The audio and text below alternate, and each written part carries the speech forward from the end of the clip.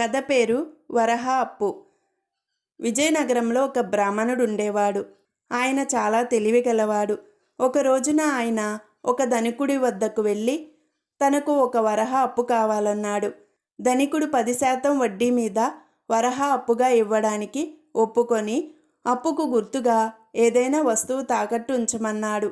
అది రాయలు నాకు బహుకరించారు. ఇది తాకట్టుకు సరిపోతుందనుకుంటాను అంటూ ఆ బ్రాహ్మణుడు ఒక ముత్యాల హారం వర్తకుడికి ఇచ్చాడు.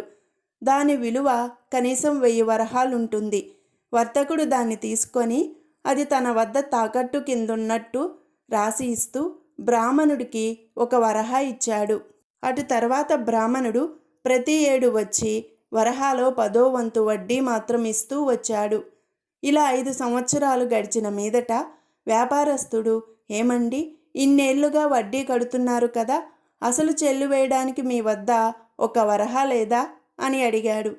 బ్రాహ్మణుడు నవ్వి, నేను అట్టే ధనవంతుని కాను.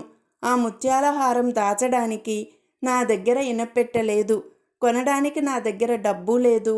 అందుచేత అతి స్వల్ప ఖర్చుతో మీ దగ్గర సురక్షితంగా దాచుకున్నాను అన్నాడు.